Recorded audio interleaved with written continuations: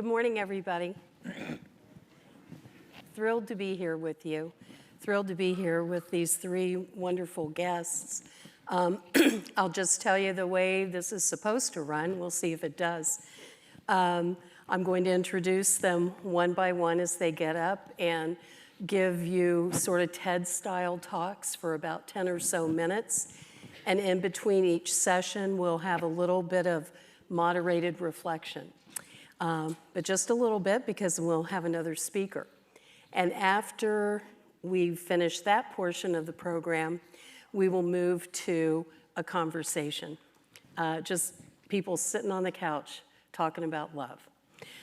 So I'm thrilled to introduce, I'm going to say all of their names now so you know who we're going to be hearing from. Our first speaker will be Brother Paul Quenon. Second will be Thupten Jinpa. And third will be Omid Safi. And without further ado, I'm going to introduce you to Brother Paul Quenon. He has lived the monastic life for 65 years at the Abbey of Gethsemani in Kentucky. He had his initial formation with Thomas Merton as his Novice Master. He received a master's degree in systematic theology at Catholic Theological Union in Chicago. In addition to his monastic tasks, Brother Paul is a poet, photographer, and well-established author. His memoir, In Praise of the Useless Life, received a Catholic Press Award, and he has published 10 books of poetry. His journals will be published through Monkfish Publications next year. Brother Paul's main job in the monastery is to cook for the community and the guests. Brother Paul. Thank you.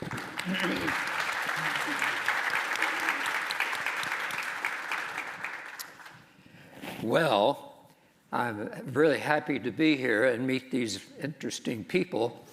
I want to talk about the 4 Degrees of Love by St. Bernard.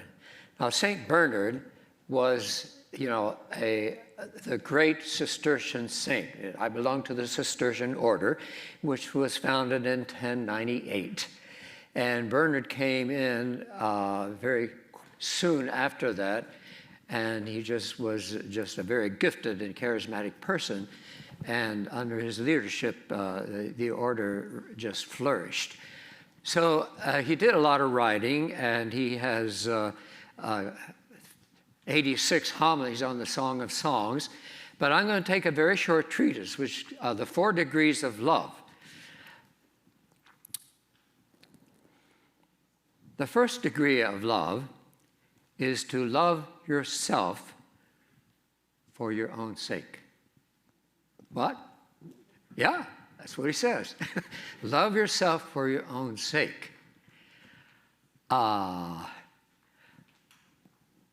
Because how are you going to love your neighbor as yourself if you can't love yourself to start with? And I think one of the big problems now is people don't know how to love themselves. Very likely it's because they've never been loved. And you learn to love yourself by being loved. And if you've had such a gift, you've had parents who have loved you. St. Bernard would put it in the context of revelation, and that is through the love God has for us, we learn how to love ourselves. Now, we might come back to that at the end. But certainly, how you love yourself is another question. Do you love a facade that you've created for other people to be loved by? Or do you love the inner heart in which you're true to yourself, to your conscience, and to other people? Well, so much for that. So the first degree is a love of self for your own sake. Then the second degree is to love God for my own sake. I mean, I can't get by in life without God. And there comes a point where you realize that you're not doing it all on your own. Of course, you have the help of other people, but ultimately it's God who guides you through life. And you need God. You have to depend on God. So you love God because the good he has given you, you know, all the blessings that come in. Just creation itself is a blessing. So you love God for that sake. Then the third degree is after you've had this experience, you know, of maybe even communicating with God, you know, saying prayers, petitions, you know, give me this, give me that. Well, you see the goodness of God coming through, then you begin to realize the goodness of God, and you love God for God's own sake. And that's the true love, to love God for God's own sake. Why do you love God? For God's sake. And what is the measure of love? It's immeasurable. And so this is the, you know, the step from the new step into the third degree of love. And that can, you know, and that's the whole purpose of the contemplative life, the ascetical life, is to purify that love. So you really only love God for God's own sake, not for my sake.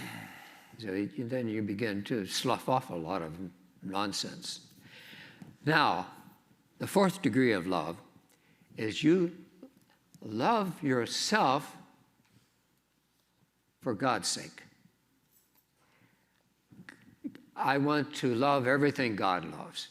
You know, God loves other people, God loves my neighbor, and God loves the people I disagree with. Maybe God loves my enemy, so who am I to judge? And then I begin to love, but God loves me. So I love myself for my own sake. Not for my own sake, but for God's sake. And I begin to love as God loves.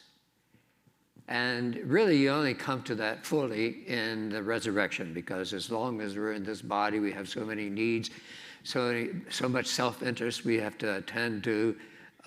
And, well, this is just the condition we're in.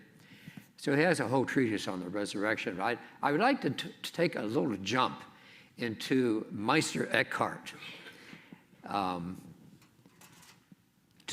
To me, this was kind of a manifestation of a, you know, Meister Eckhart is the Dominican of the, 15th century or something. I got, my history is not too clear. But here's a passage that comes from Meister Eckhart, which I think gets you really deep into that fourth degree of love. God delights in you as God. In all my teaching, there is one truth I've never yet said, and it is this: God delights in God's self. And this truth belongs to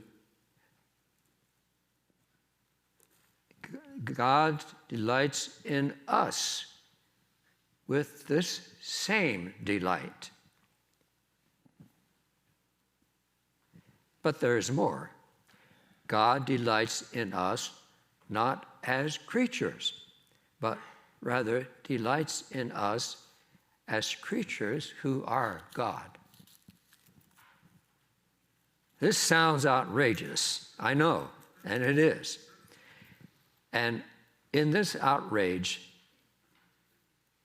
lies the heart of joy.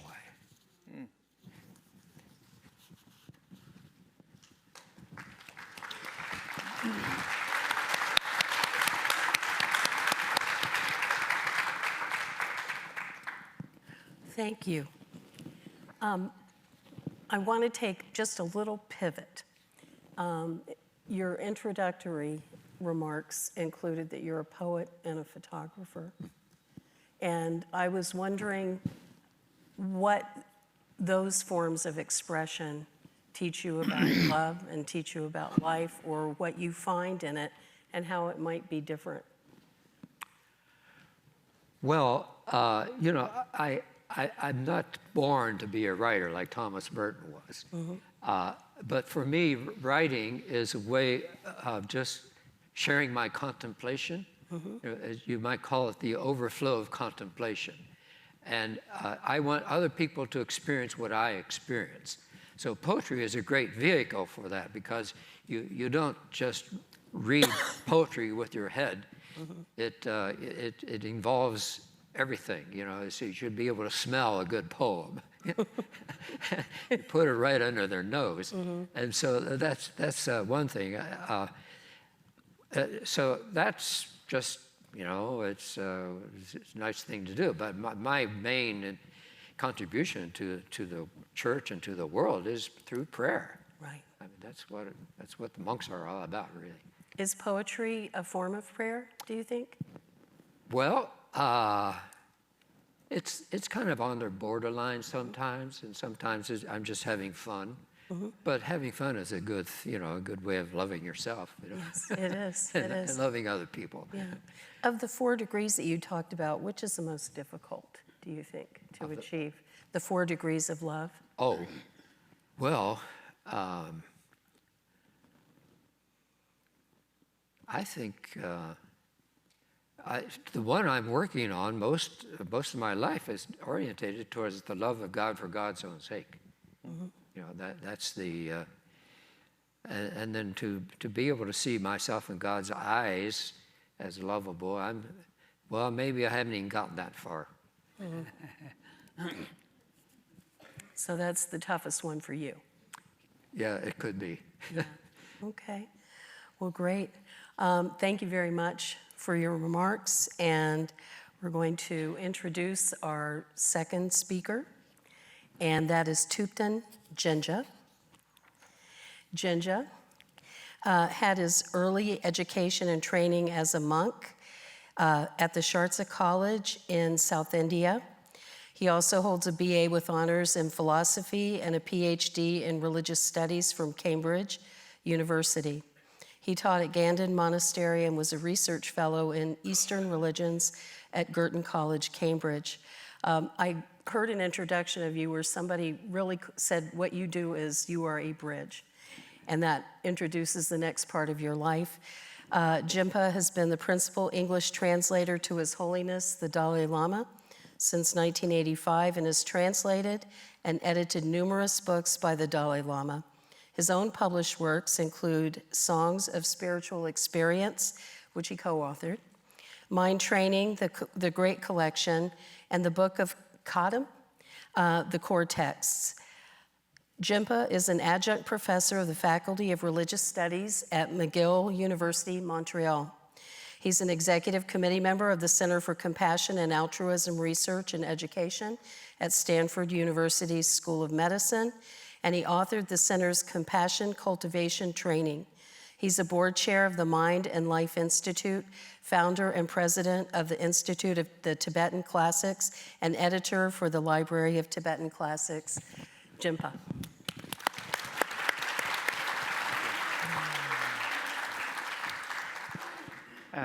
It's a real joy and honor to be back here in Louisville Festival of Faiths and to meet again many friends here. And when I saw the program and the theme topic for this particular session was why is love sacred?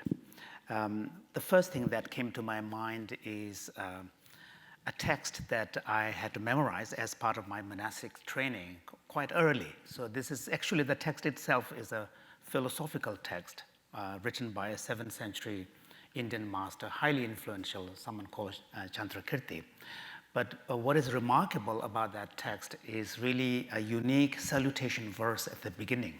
So in Indian Buddhist and Tibetan Buddhist texts, generally it is a custom to open the text with a salutation verse where you pay homage to the Buddha or your teacher or, Bodhisattva of compassion or all of these great beings. But this author says, I'm not going to do that. I'm going to choose compassion as the object of my veneration and salutation here. And the interesting thing is that the reason why he gives this is written in poetry, and he says, because he says, he uses the word love, because the love is the seed, it's the moisture, and it is the ripened fruition of what we all aspire for, which is the harvest of Buddhahood. So of course he's talking to Buddhist audience, and for Buddhists, the ultimate aim of your life is to seek enlightenment of Buddhahood. And he says that love is the most important factor. Right at the beginning, it's like a seed. In the middle, when you are on the path, it's like the moisture and the fertilizer. So think of that imagery of cultivation. This is medieval India, agricultural society. And then at the end, it's like the ripened fruit, where you have a bountiful harvest. But the interesting thing is that he moves quite fast from beginning with the language of love, then moves on to say, but I'm going to pay salutation to compassion. So what this captures here, for me, what it strikes to me is that, those who have had some familiarity with reading Buddhist texts, you will see that Buddhist texts don't tend to speak too much about love. And even if they do, like Chandrakirti, they will move pretty fast onto loving kindness or compassion. So the idea here is that love is a very fundamental, basic quality, which is really this capacity to care, capacity to feel connected. But in terms of actual expression, this is where Buddhists are interested in. It manifests either in the form of loving kindness, wishing someone well, or compassion, which is an action-orientated, wanting to help someone. And because Buddhists are more interested in cultivation and practice, they tend to move on quite fast to constructs that are more manageable, like compassion and loving kindness. So you can see, so it's quite interesting. And so one way of looking at this is that love is this underlying energy and force which expresses, it's always relational, it's in relation to someone, and the quality of that is a kind of an openness of the heart. There's an energy of reaching out, there's a connection, and there is also the tone is unconditional, and unconditionality. And on that point, I think all religious traditions would agree. So now why does Chandrakirti say it's the most important thing at the beginning? It's like a seed. And in Buddhism, actually, when our natural love and compassion is cultivated to a point when it becomes universal, that's when we believe that your natural Buddha nature has been awakened. So there is this idea of seed can remain in a bag for a long time. But in order for seed to germinate, you have to put it in the soil and put water. So the cultivation practice is that. And in the middle, compassion is what allows us, or the love is what allows us to ensure that whatever you do is virtuous. So it's really the determining factor, and that's why, compassion and love tends to be the foundation of ethical action. So whether or not something becomes virtuous or not is really determined by the quality of your heart, the intention. And then in the end, for the Buddhist, the aspiration is to become Buddha. And even when you attain Buddhahood, the only thing that you have left is to help others, work for the well-being of others. And even then, the energy of Buddha's enlightened activities come from compassion and love. So the imagery that is used is a skilled potter, when they are making a pot, would turn the wheel. And at a certain point, the wheel will turn itself. You don't need an extra effort. And that's the imagery of the energy of love and compassion, which really drives the activity of an enlightened being. Let's just think of someone like His Holiness, the Dalai Lama. So at that stage, the helping and compassion for others become effortless. So in this final stage, there is a quality of effortlessness. So now the question is for us, how do we put all of this into beautiful ideals, into practice? And this is where, again, the Buddhist tradition is quite strong because it's very practice-oriented. There is one suggestion in the Bodhisattva practice, which I think has a very universal kind of appeal. It says, in order to practice and translate your compassion and love into action, you need to engage in what the tradition calls the threefold ethics. The threefold ethics can be looked at also in a kind of a gradual, sequential way. The first one is ethic of restraint. So the first stage is to avoid harming others. That really is the first stage, and that is seen as an expression of compassion and love. So, and in fact, in Buddhism, morality is defined on the basis of avoidance of harm, actions that are directly or indirectly harmful to others. The second stage is the ethics of virtue, where now you are moving from omission to commission, where you now need to be more active in cultivating your character through cultivating virtues of forgiveness, tolerance, acceptance, compassion, and so on and so forth. So that's seen as a kind of a more proactive, character development. And then the final action is what the Bodhisattva ideal prizes most, is the ethic of altruistic action. And the altruistic action is where your compassion, feeling good about something, feeling inspired something is powerful for us as individuals. But if it's not expressed in some way, whether it is a smile, whether it is helping behavior, whether it is actually reaching out, from the recipient's point of view, it is not real. It's real for you. But from the recipient's point of view, if your love and compassion is not expressed in some form, it has no reality. So in the Buddhist tradition, this altruistic action is really seen as an important, expression.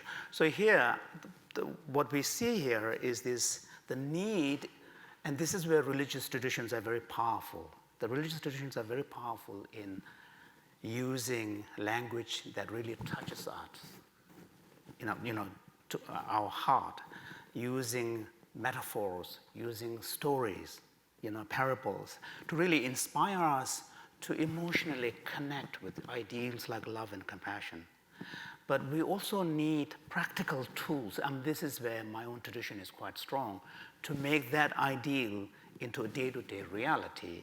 But in the end, all of the ideals are like, these are not knowledge at the level of the head. These are knowledge that needs to be brought down here.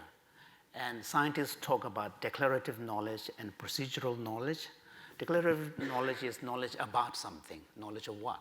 Procedural knowledge is knowledge of how. In most of the religious practices and ideals and values tend to belong to the second category. Of course, there are doctrines and dogmas and beliefs and so on. But in the end, what matters most is the procedural knowledge. And that knowledge of how can only be attained through actually doing it, through practicing it. So that's one of the reasons why for example, in the Christian tradition, basically the test of your love for God is how you love your neighbor. And that is a very practical expression and instruction. So what I wanted to say is to really kind of point out that the energy of love and compassion is key, and recognizing that in ourselves is really the first step. And then from there, once we appreciate it, we learn to actually consciously cultivate it. So, and the conscious cultivation should then lead to actual expression through our behavior on a day-to-day basis. And in this way, we can actually embody ideals like love and compassion. So let me conclude by just citing two lines from a very important author, which is a great source of inspiration, especially for the Dalai Lama, another 7th century or 8th century Buddhist master, Shantideva. He wrote the following two lines, among many things, but those two lines are quite powerful. He says, "Those who are happy are so because they desire happiness for others." Thank you.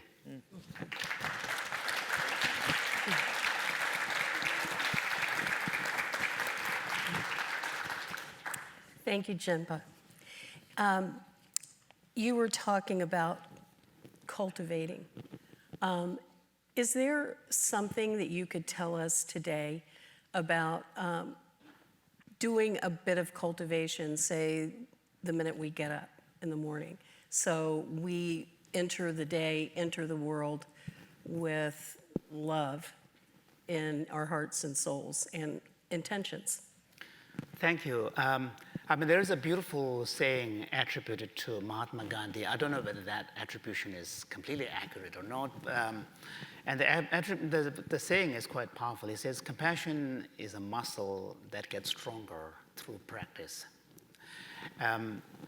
But talking about the specific question, I think when we get up, it's really, you want to start the day on a high note, on an inspired note. So one of the, kind of most effective ways to do that is to just, if you can, once you're waking up, to just consciously celebrate the fact that, I'm a human being. I have this capacity for care about the world. We're not just stuck in this body alone and concerned about just my own need. Just being able to open that and have a more magnanimous, generous spirit. And in fact, also kind of celebrate the fact that we have that capacity to make a difference in someone's life. I think that optimism, that kind of, I think that would be really good, actually. Yeah. Why do you think that love and happiness are so hard for so many people? I think, like Shantideva, actually, the other two lines which I did not read was, he says, those who are unhappy in the world are so because they are only concerned about their own well-being. Okay. So there is a truth in that. And because what happens is that sometimes we get so fixated on our own narrow self-concern, our vision becomes a tunnel vision. And then even any problem in that domain that concerns us becomes enormous. But just by stepping back a little bit, this is where the religious teachings are powerful, because religious teachings are always asking us to connect with that more divine, better part of who we are. And I think just being able to step back and see yourself in connection, in relation to others, that will, they will not solve the problem, but it will actually take the sting out of that intensity of the pain and suffering. And you begin to open to a kind of a more optimistic and positive perspective. So I think that, and I don't want to sound like moralizing, say, don't be selfish. This is where sometimes religious traditions go wrong. Some religious traditions kept saying, you should do this, you shouldn't do that. But I think just to understand basic human psychology, because when we open our heart, we have more space. We're more courageous. When we get so fixated, everything looks unbearable, enormous. But if you step back, I think this is where some understanding of the basic psychology, and then you begin to appreciate why great traditions have been extolling the virtues of these, values for so long. Why do they even bother? Because they have acquired an insight, a deep into human condition. Well, it sounds so easy, but it's so hard. It really is. Well, thank you. Thank you, Jinpa. Next, we are going to hear from Omid Safi. Omid is an award-winning scholar of Rumi and the Sufi path of radical love. He is a professor of Islamic studies at Duke University, who's been nominated for Professor of the Year 10 times. His Memories of Muhammad is a biography of the Prophet Muhammad. His most recent book is Radical Love, Teachings from the Islamic Mystical Tradition. His next two books are forthcoming from Princeton and Yale on Rumi and the Sufi sage, and I'm going to ask you to help me with this. Kharakani. Yes, Kharakani. Omid's podcast is Sufi Heart. His illuminated tours have taken 1,200 friends from over 20 countries to Turkey, Morocco, and Umrah.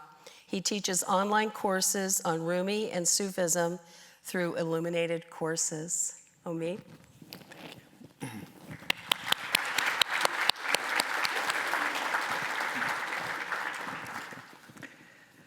Good morning, friends.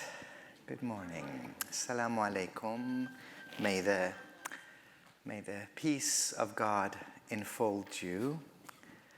I would love to stand with you today and to talk about joy and serenity, love, compassion, and mercy, that's what I know. That's what I've spent the last 40 years of my life devoted to. I wrote a book, Radical Love, going back about 1,400 years of these teachings of love. We're taught in my tradition to have our heart be where our feet are, that we're called to tap into the timeless and also be timely. So I'm asking myself that question of, what does love have to say today? You all are watching the same news that I am. What guidance does this love have to offer us? What does love have to teach us at a time of war and conflict and bombing? But this is not going to be all a downer, I promise. So we're going to start by a story from that difficult to pronounce Sufi sage, Kharaqani, this illiterate shepherd. And he tells a wonderful story of these two brothers, one of whom he calls the praying brother. He spends morning, noon, and night in prayer to God. And the other one spends morning, noon, and night taking care of their mother, their older, sick, vulnerable mother. He does the basic prayers. He does the minimum, but his time is devoted to, Mama, can I get you some water? Mama, can I help you stand up and go to the bathroom? Mama, do you need something to eat?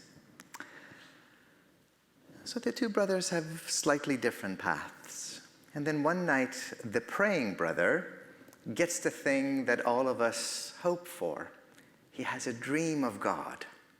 He hears the voice of God coming to him and saying, congratulations. For the sake of your brother, I have decided to forgive all of your sins, both of your sins, and admit you to my presence. And the praying brother says, oh my God, I have been waiting for this my whole life. But you see, my dear beloved Lord, I think you're mistaken. I think what you meant to say, oh God, is that for my sake, for the sake of all of my prayers, all of my devotions, you have decided to forgive both of us, because you see, I'm the praying brother. And Kharaqani ends that story by sort of a mic drop moment in which God responds, no, I'm pretty clear about whom I'm speaking with.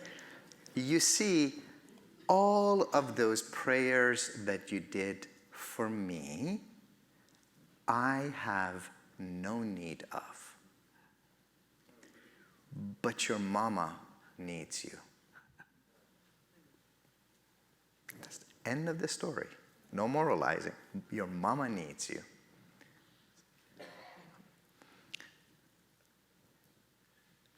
Who needs us today? Right? I have been haunted. I'm a Baba. I'm a father of 5 children. I make a point, I do not show bloody bodies and things like that. People deserve the dignity even in their death. But this is one of the lucky ones who has survived. And they have an acronym for them now, which we did not have before. WCNSF. Wounded child, no surviving family.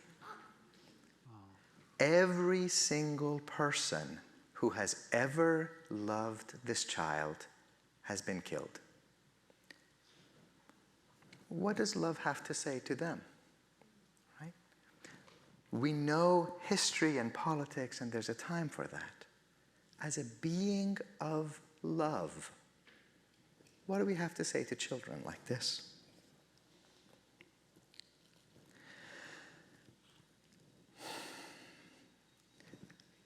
Just so your hearts are not so shattered, we can start from music from the 80s. If I say, "What is love?" you say, "Baby, don't hurt me." That's the starting point. What is love? Baby, don't hurt me. Right? We're going to get to the love of God. We're going to get to ecstatic, mystical love. Can we begin with, "Baby, don't hurt me. Don't bomb me. Don't deprive me of food. Don't take my land." And then we can do better.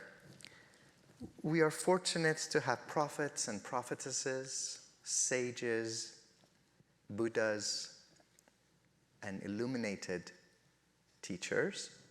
When our beloved prophet ascends to God and has this face-to-face encounter with Allah, which is really the model for us for everything that we do, God gives him a choice, and it's the same choice that the Bodhisattvas have been given. You can stay in this state of bliss for as long as you wish. And he's too respectful of God to say yes or no. The only thing that he can mutter is people, humanity, creation.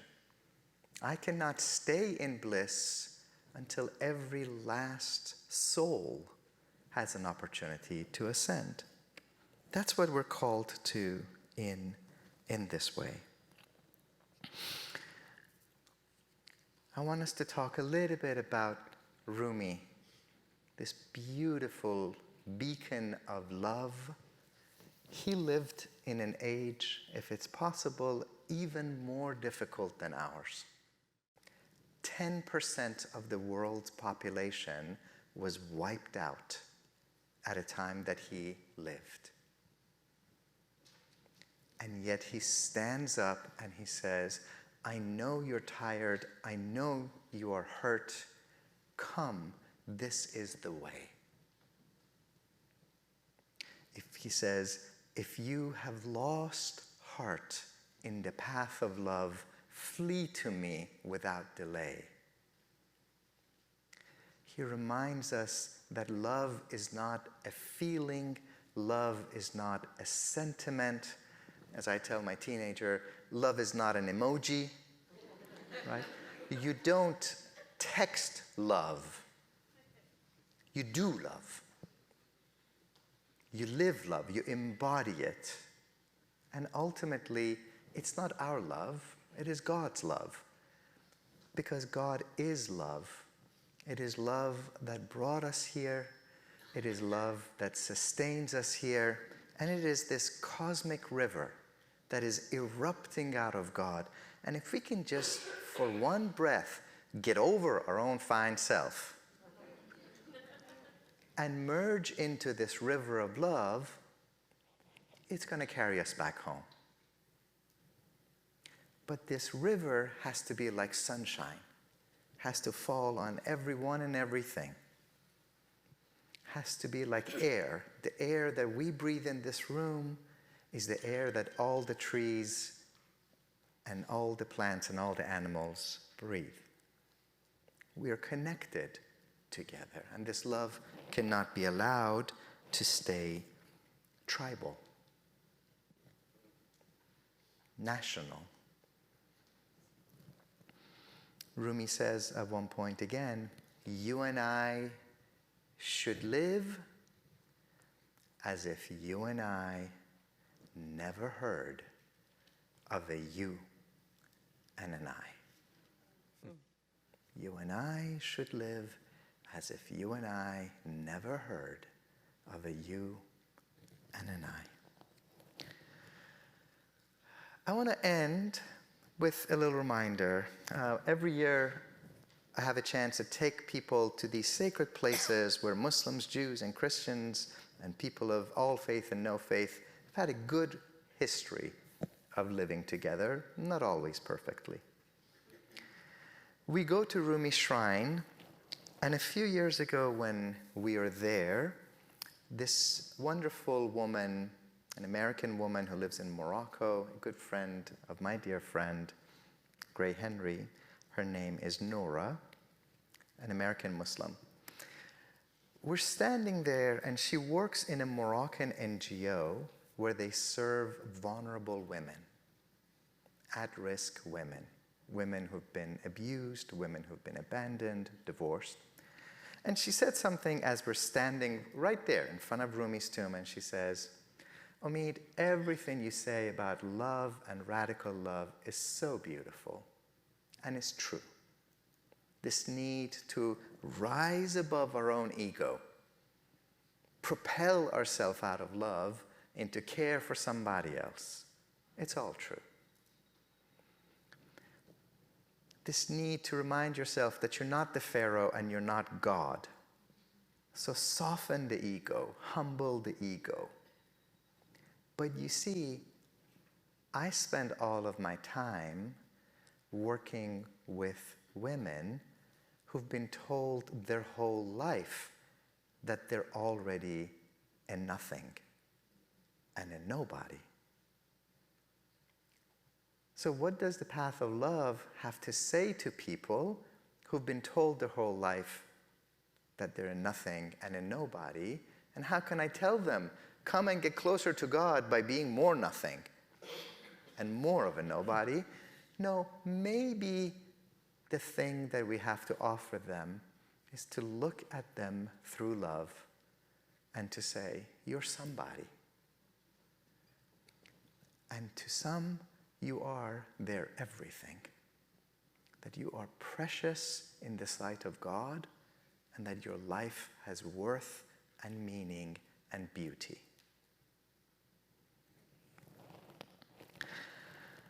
I've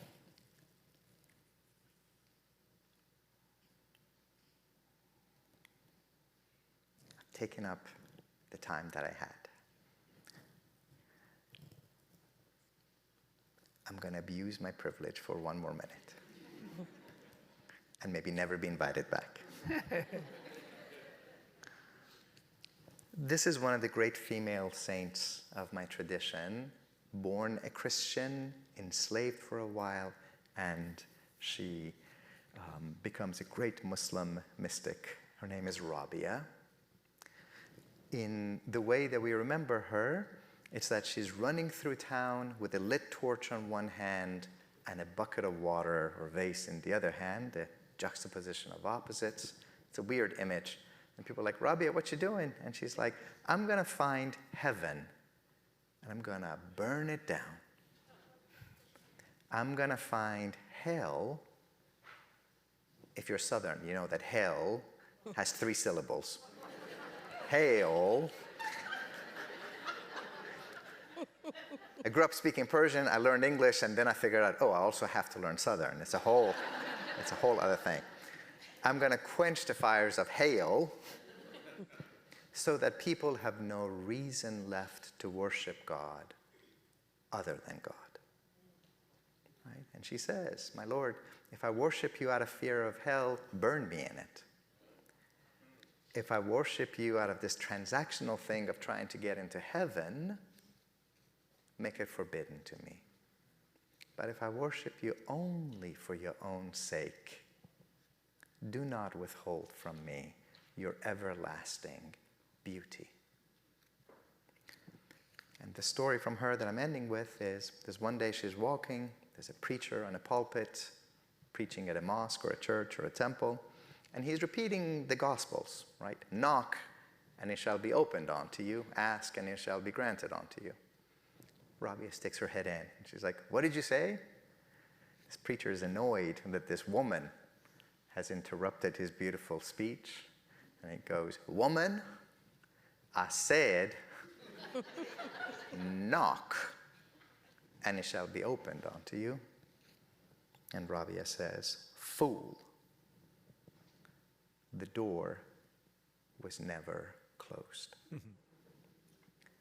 Rumi grows up on this, and he says, sweetheart, you have been knocking and knocking and knocking at the door of God.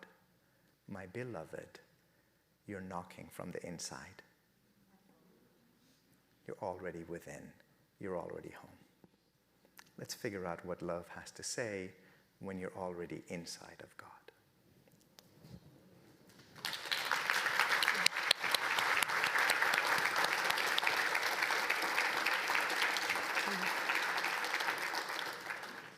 Thank you, Omid.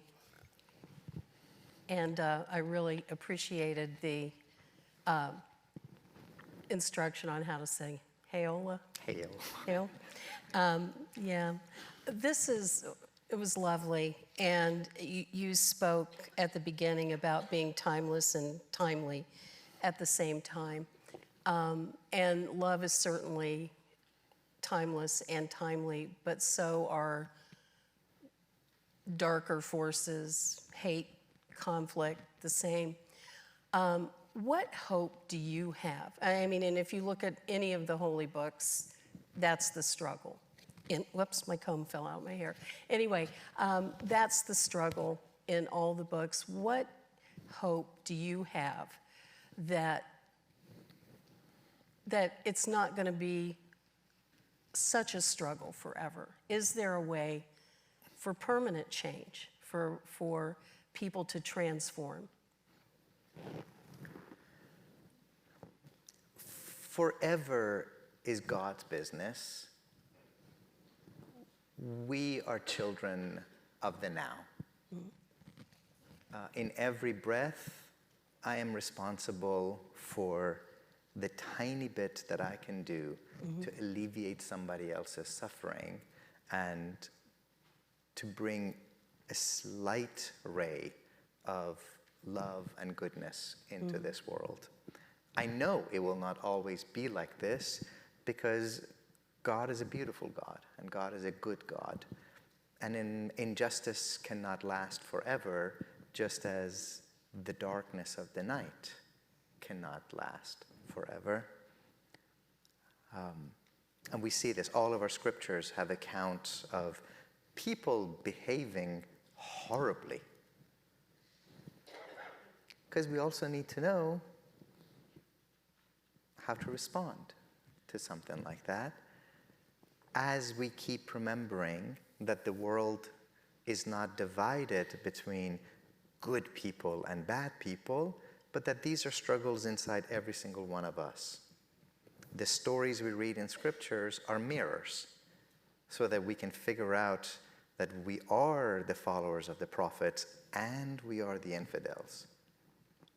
Now, some of us are doing a much better job of embodying certain aspects of what we kind of see. I come back to this notion that we're in this together. Either we go up together and we get to a place of learning to live in beauty with one another, or we all go down together. We haven't figured out so far how to live on any other planet. More planets out there, more galaxies out there than there are grains of sand. This is the one home we've got. And if we mess this one up, there is no plan B. So we can bomb bodies into pieces, but we cannot bomb our way into peace. Peace is not a destination, it is the path. And we've got to figure out, what does love in action look like now? And then the ones who will come later, and God himself, can take care of eternity. Okay, thank you. And I think it's time for our interlude.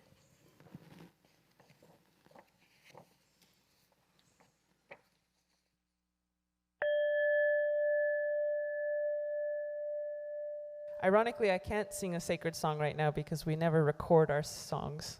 They're always done in a different type of context, but I'll sing a different one that I wrote.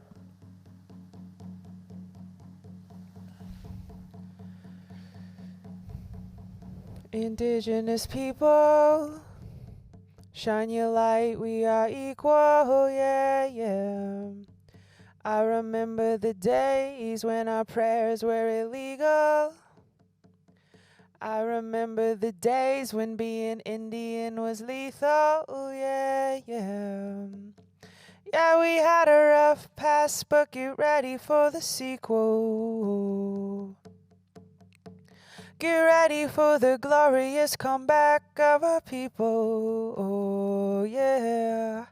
Rise up, all you warriors of love, all you answers to the prayers of our ancestors from above. I could feel it in my heart. Can you feel it in your blood? I could hear the seventh fire calling us to wake up. All nations rise. Rise up, 'cause now's your time. We don't have to hide anymore, 'cause now's our time. With forgiveness as my bow and my prayers as my arrows, pull it back and let it go. I watch them fly like sparrows. Have hope, have hope. With compassion as my shield and faith down to my marrow, we will walk the pollen path even when it gets narrow. Yeah, yeah. Resurrect. Yes, you can bet that we seen the single mama raising children on the res. We seen domestic violence tear apart what we have left. We seen the alcohol take it all and leave us dead. We've seen the children take their lives when they can't take the dread anymore. Can't take the dread anymore. Or no, we won't take the dread anymore. 'Cause we can't take the dread anymore. Yes, it's a war, but we've seen it all before, and now we know we can change it, 'cause that's why we were born. We know we are the ones that we have been waiting for. Yes, we are the ones that Grandma has been praying for, so rise up. All you warriors of love, all you answers to the prayers of our ancestors from above. I could feel it in my heart. Can you feel it in your blood? I could hear the seventh fire calling us to wake up. Pueblo hermoso, levántanse, es nuestro tiempo. No tienes que esconderte más, porque ahorita es nuestro tiempo. This next verse is in Spanish to honor all the indigenous peoples who live south of the imaginary border. And even though Spanish isn't their indigenous language, a lot of them speak it, so I'll speak to those relatives too. Mujer indígena, tú eres tan sagrada y traigas medicina de tu suelo todavía. A pesar del abuso de tu cuerpo y tu tierra, respetamos tus ancestros y la suya cultura, hombre indígena. Tú eres honorable y yo veo la fuerza que todavía sobrevive. A pesar del abuso de tu raza venerable, yo respeto tus ritos, tus danzas, tus padres, guerreros del amor y guerreros de la paz. Sí, no vamos a escondernos más. We are warriors of love. We are warriors of peace, and we will not hide ourselves anymore. All nations rise, rise up, 'cause now's your time. We don't have to hide anymore, 'cause now's our time. Yay. Thank you.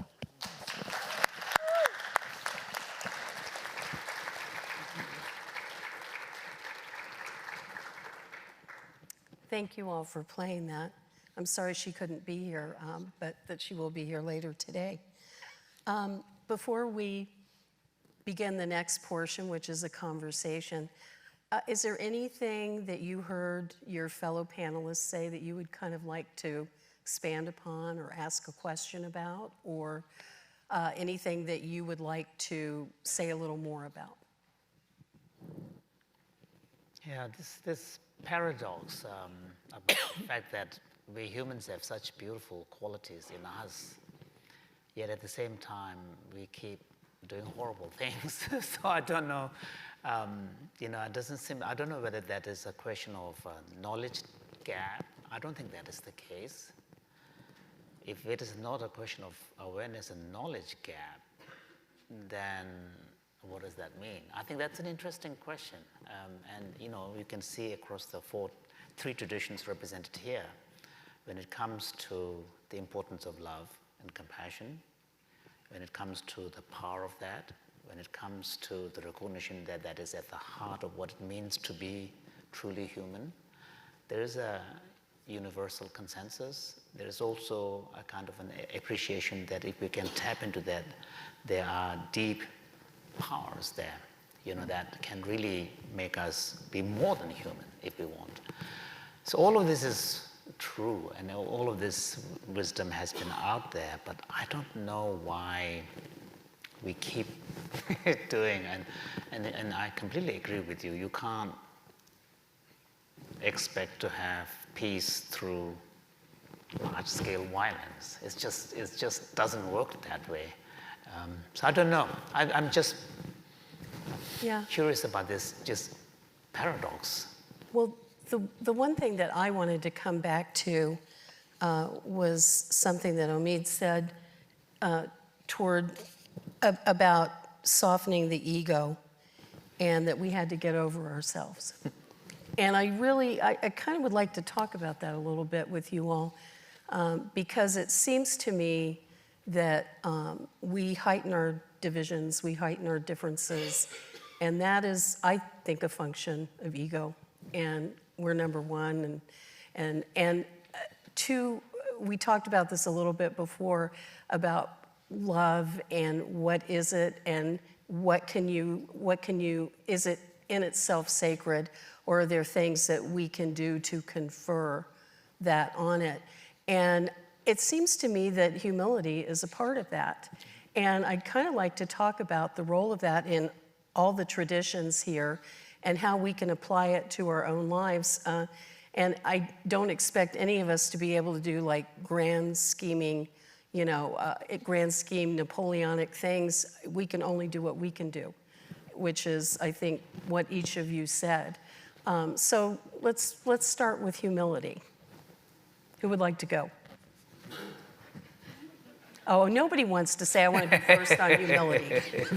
That was a dumb way to frame it. Okay, I would invite one of you to go first. That's another value that is universal in all the world religions, that's whether it is expressed in the form of humility in the face of God, but in a kind of a non-theistic tradition like Buddhism, again, humility is understood in the sense that recognition of yourself as just like another person next to you. This kind of humility in the sense of you're not, you should not think that somehow you are different, you're special. So I think humility is, if we are talking about the problem of ego, humility is the antidote. Humility brings us real. I remember one of the very powerful things His Holiness the Dalai Lama has said was, in one of the interviews, there was the person was trying to get to him to express his frustration of being in exile as a refugee. And he said, well, that's true, but he said also being a refugee, brought me humility. And he said it made me feel closer to reality. Because when you're not humble, then your vision of reality is very exaggerated. But if you are humble, then your understanding and appreciation of reality is closer to the truth. So that's a fact. So, and there's a reason why humility is such a virtue in all the great traditions. We heard Jinpa use the beautiful metaphor of planting seeds. You can't plant seeds on stone. It will not take root. True. A seed can only take root on a soft soil. And in our language, we have different words for love, but one of them, it comes from the word for seed. So we have to plant love seeds. And there's a line of Sufi poetry, let us take a vow, you and I, to only plant seeds of love in the garden of our hearts. When you read the Torah, when you read the Bible, when you read the Quran, when Moses goes to meet with God, he's told to take off his shoes. And here we are in this living room, and we got a beautiful Persian carpet right here.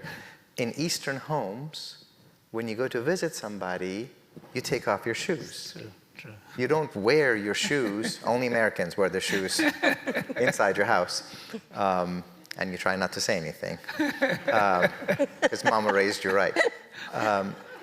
But they tell you that the shoes that you're taking off, that's a symbol of the ego. Mm-hmm.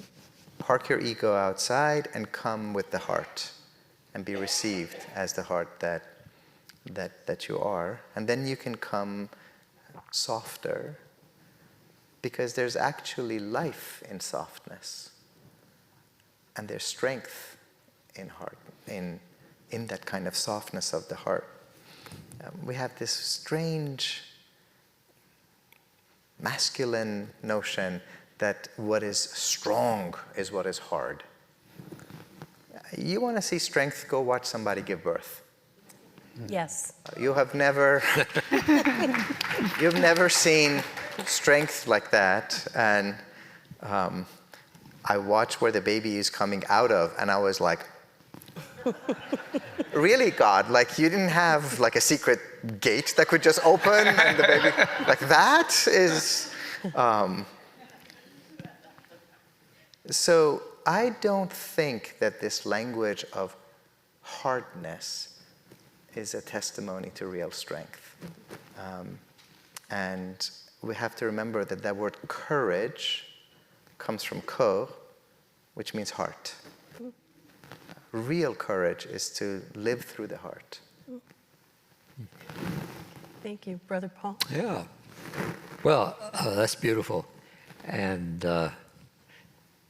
the idea of planting a seed in the soft ground. Well, of course, the word humility comes from humus, the Latin word humus.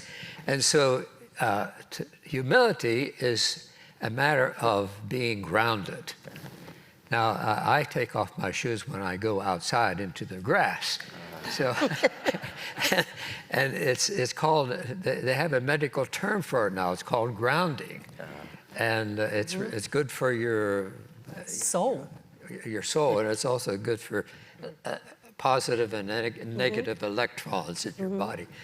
But so to be close to the earth, to be grounded, to be open to reality, and of course, the suffering of other people, and what is so overwhelming now is the suffering, the sheer suffering of these people in warfare. I mean, it just boggles me, and yet part of my vocation is simply to identify with that somehow. I mean, and I'm not good at it, because I want to protect myself. No, you don't look at the news very much. It's just too much to cope with. And yet, you can cope with it and just bring it before God. It makes part of the presence that I have in prayer is all of this, and it's not in my hands. It's in God's hands. And that's, I think if you have that kind of radical attitude, then everything's going to look quite different. Now, the thing about humility is it doesn't realize it's a virtue. This is it's kind of built into it. Gary Cavigny says this. It doesn't. It's so basic to virtue. You can't have any other virtue except with humility. But humility doesn't know it's a virtue. and so to lack that kind of self-reflection, to be measuring my virtues and to be, am I really humble enough? That already is, you're off the track there. So So I can't brag about how to be humble, knowing about how to be humble. Now, the rule of St. Benedict has 12 degrees of humility. Okay. And starting out with, basically, the thing is just to be in the presence, aware of the presence of God, that God is always looking at me. Well, God looks at me, you know, maybe judgmentally. And I'm afraid too many people think of that. But, you know, if you're sitting on the porch and watching your kids play, God is like that. You know, he's watching us play. And he just gets a lot of pleasure and joy out of that. And I think that's what that kind of first degree of humility is about. And the last degree of humility is that, you know, you forget all about all this stuff, and you just run in the way of the Lord. And so you go through all these struggles, but then at the last, you know, love is just what makes you sail. You know, it's what you all were saying caused me to remember that one of my favorite musical artists began his day every day. When he woke up, he said, "Thank you." That was how he started. Thought that was kind of neat. Okay, so let's talk a little bit. We've brought up the news. What would you advise to us about having this sort of loving attitude and loving nature as we watch or read the news? You want to go first?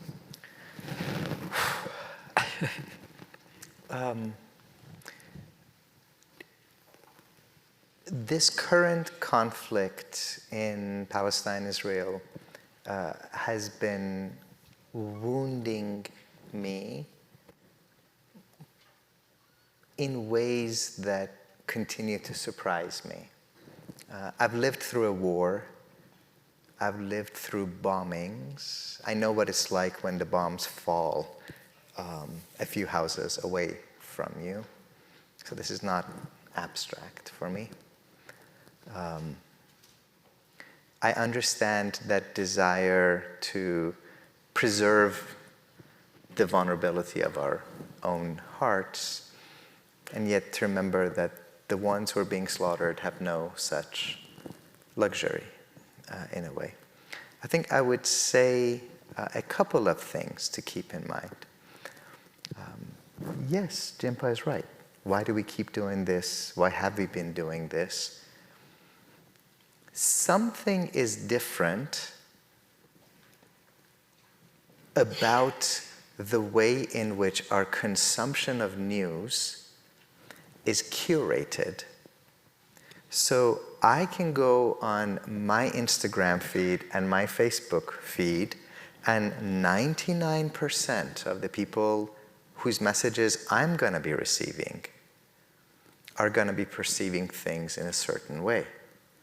And I'm pretty sure that I've got some friends where 99% of the images and the stories and the text that they're receiving is another way. So I think the first one is to think about, where are you getting your sources from? Right? What does it mean if you're watching American corporate media and every single story that they run, by their own admission, this is CNN, etc., they have to run it by Israeli authorities to get it approved. So maybe also follow some Palestinians and the United Nations people who are on the ground in the very hospitals that are being bombed right now. Diversify the sources. Have a skeptical attitude. Do you trust the very same people who are dropping bombs to also be giving you the news? And then link yourself to people of all backgrounds who insist that our dignity is linked together. If you're only listening to the voices who are like, the other side are animal humans, unless you happen to love animals, which we're supposed to, it's very hard to have a lot of compassion. And if the conversation is, well, you know, the 1,400 people who were killed in Israel, for this reason and this reason and this reason, it was the fault of this and that and that. Put yourself in the shoes of a grieving mother from the Israeli side and a grieving mother from the Palestinian side, and think about how one would experience it. What I've been telling people is that there are two truths that we have to balance, but they're not the Israeli narrative and the Palestinian narrative.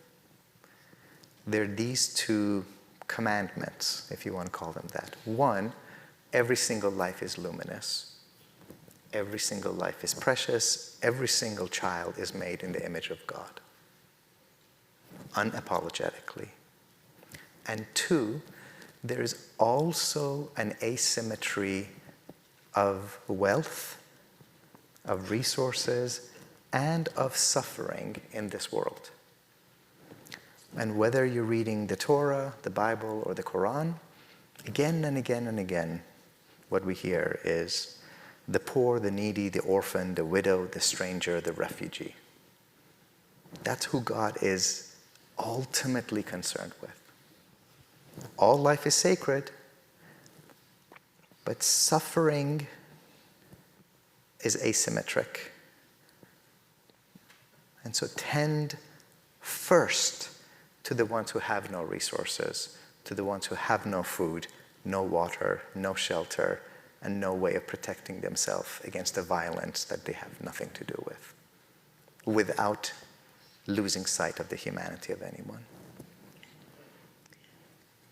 Paul, or do you have anything to add? Well, sometimes I reflect what the experience is of the soldiers who are bringing violence. You know, what about those Russian soldiers who, you know, who think they're defending their country, and they find themselves bombing apartments, you know, and aiming at civilians? Well, put yourself inside of them, and there's anybody who's involved in.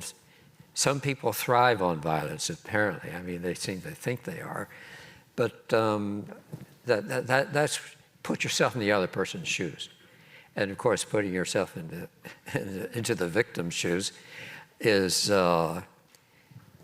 that's a challenge, really, because you don't even want to think about that, but that's part of the love process. Absolutely. We're almost out of time. Jinpa, do you have a quick closing thought? I've been thinking a lot about this. It pains me, to be honest. And what shocks me is the scale of death. That is quite shocking. And tragically, if you watch the news or read newspapers, somehow every observation is seen in partisan terms, which is really unhelpful. From a lens of compassion, you're perfectly right. All the great scriptures of the world traditions, they are very clear that if you take compassion seriously, there needs to be special attention paid to the needy, the suffering, and the vulnerable. That is across all religions. That's one of the central attributes of compassion. So my hope is that that something will come out of this horrific tragedy, that finally this opens an opportunity to bring sanity, because in the end what we see is essentially a leadership failure. There was a roadmap to peace. So, you know, more than 2 decades ago. So I just hope that at least this enormous suffering would have some meaning. And on the part of those who are not directly involved, I think we should never give up hope in humanity. We can't, because the danger is to take the path of cynicism. We have to keep trying. We should never lose hope in humanity, because the moment we have lost hope in humanity, that's it. Well, I want to thank our three panelists for giving us all sorts of reasons not to lose hope in humanity. I think our living room conversation here probably reflects a lot of living room conversations that are happening right now, but we got to hear the three of them. And so thank you all so very, very much.